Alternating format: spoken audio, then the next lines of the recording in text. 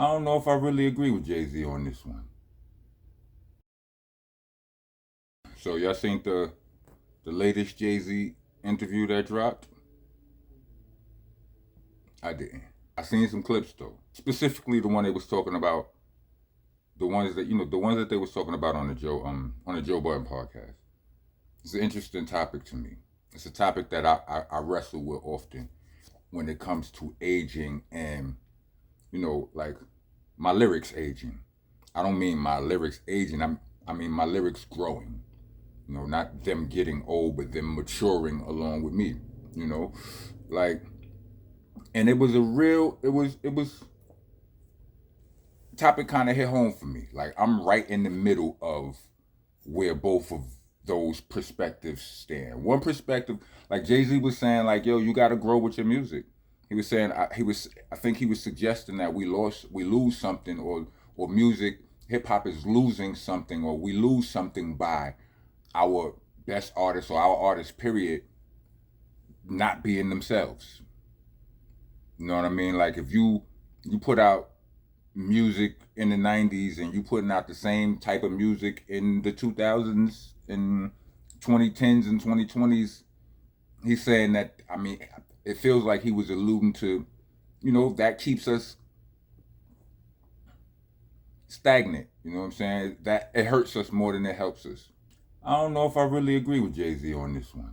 I feel like there is a point, but then you have, I remember Pusha T, I believe he was on Drink Champs a while back, and he said something. He's like, he brought up the fact that, listen, B, he's like, I only know how to rap one way.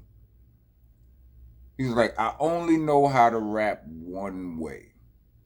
Now, some people may say that's lazy, and that may be your opinion and all of that, but I ain't with that. Like, I mean, it is what it is. I mean, nobody complains that that Quentin Tarantino always makes the same type of movies, or maybe they do. I don't know, but that don't stop him. You know, what's the creator of Star Wars? Like, what's his name again? I'm having a Steven Spielberg and all of these dudes. Like, if your genre is science fiction, then why should you change it if you don't want to? Nobody complains. We only hold ourselves to that standard, right? Is it because hip? I mean, I'm suggesting that it's because of hip hop's perceived realness. Like the artist, like it's a perception of real, but ain't nobody keeping it real. You know what I mean? People are keeping it realistic, but everybody is embellishing to a certain, like, it's like I be keeping it realistic than the mother. Like my favorite songs are the song, like of mine, are the ones where I do keep it 100% real, where I'm telling the story and there are no embellishments, because most of the rhymes there are some embellishments. You understand what I'm saying? Let's talk about put a hole the size of a boot in your back. Like that's not real. You understand what I'm saying? So it's interesting. Like George Lucas, right? What other kind of movies does George Lucas make? Does he make movies other than? Let me see. George Lucas films. Yeah, they all look science fiction-y. B. I see all Star Wars. I see something in 2012. What is this called? Red Tails? What is this? Oh, all right. This is all right. All right. All right. All right. Okay. Okay. Don't look science fiction. It look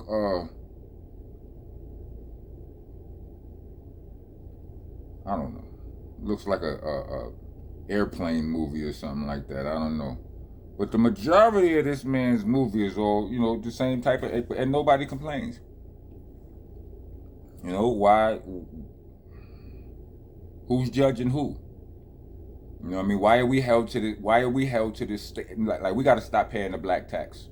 Like, why are we held to this static, this, what do you call it? What's the word?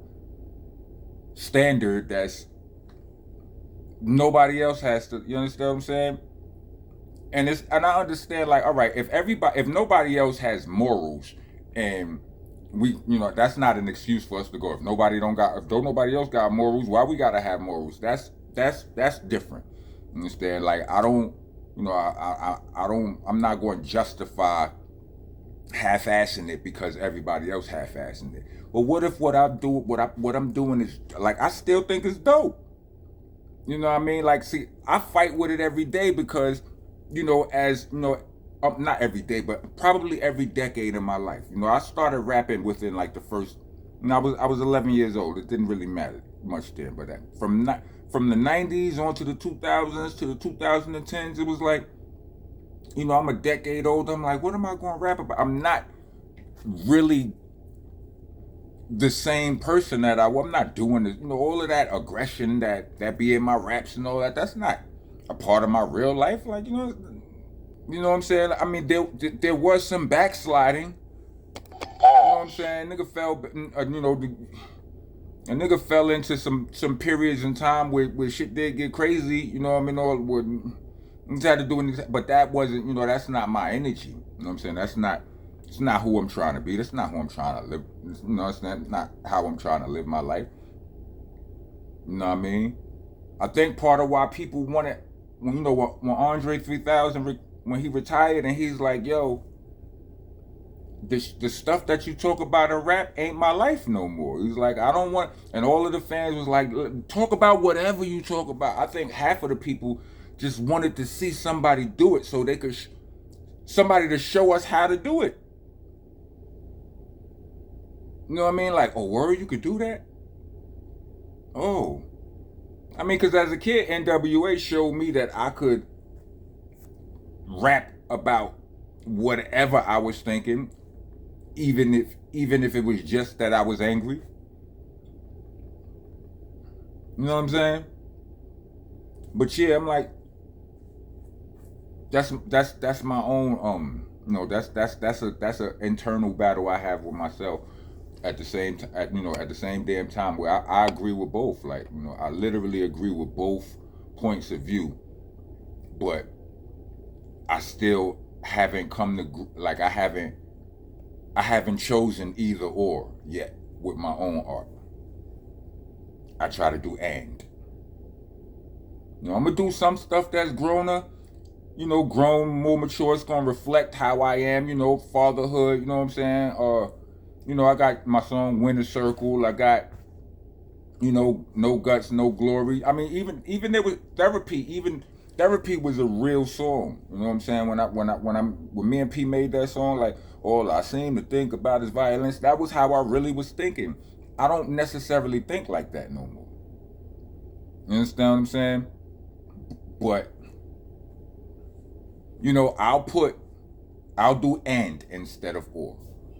There will, like, that Nonviolent Rocker was a whole mixtape a whole compilation. Call it a mixtape, but it is a mixtape. But it's a compilation of songs where I'm not violent.